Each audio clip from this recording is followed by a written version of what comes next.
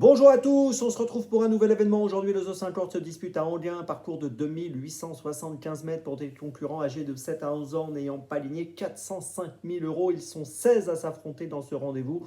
On a, semble-t-il, quelques points d'appui dans cette épreuve. On va en parler dans quelques instants lorsque je vais vous présenter mon choix en 6 pour ce Zoo 50 et tous les paris associés, jeux simples, jumelés, trio, etc.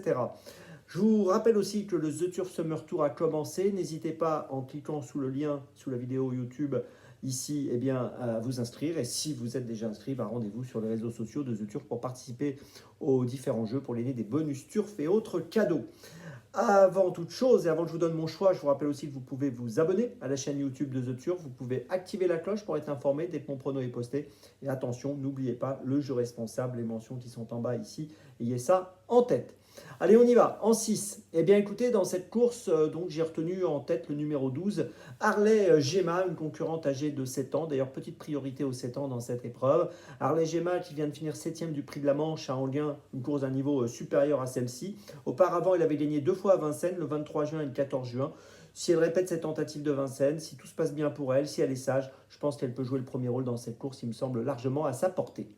Derrière cette concurrente, donc le numéro 12 Harley Gemma, j'ai placé le numéro 1 Happy Danica, une concurrente également âgée de 5 ans qui vient de finir 5e à Vincennes, qu'on a vu finir 3e à Laval dans la 6e étape du Grand National du Trot. Je trouve que dans cette course, c'est une belle chance évidente et on est obligé de la garder sur le podium. En 3e position, j'ai retenu le numéro 13, Hidalgo Denoé. C'est un cheval qu'on connaît bien, qui sera associé à Gabi Gélormini. Il a fini 5e de la 7e étape du Grand National du Trot à Bordeaux dernièrement.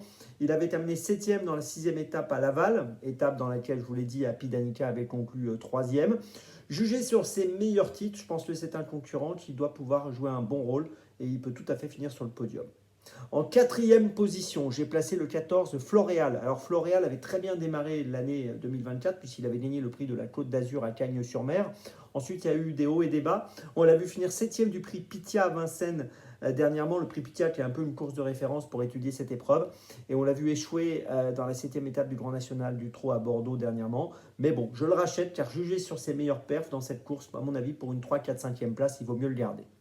En 5e position, j'ai placé le 5 Golderpay, cheval qu'on connaît bien. Sur ses 10 dernières courses, il a fini 7 fois dans les 4. Il a terminé 3e du prix Pitia à Vincennes le 31 mai, c'était plutôt correct. Il est associé à Alexandra Brivard, je pense qu'il vaut mieux le conserver avec nous. Et puis enfin, en 6e position, j'ai retenu le 11 Félix Dubourg, qui est globalement régulier. Sur ses 10 dernières courses, on l'avait vu finir 7 fois dans les 5. Il a terminé 5e du prix Pitia le 31 mai, donc toujours cette fameuse ligne du prix Pitia qui est intéressante. Il a terminé 4e à Cavaillon dernièrement. Dans cette épreuve, je trouve que là encore, pour une 3, 4, 5e place, c'est un concurrent qu'il vaut mieux conserver sur notre ticket.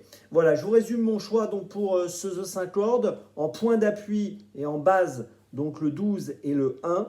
Ensuite, je mets le 13. Et ensuite, derrière, je place le 14, le 5 et le 11. Départ de la course, attention, aujourd'hui samedi, 15h15. On se retrouve maintenant demain pour Chantilly. Et d'ici là, avec The Turf, ça va aller.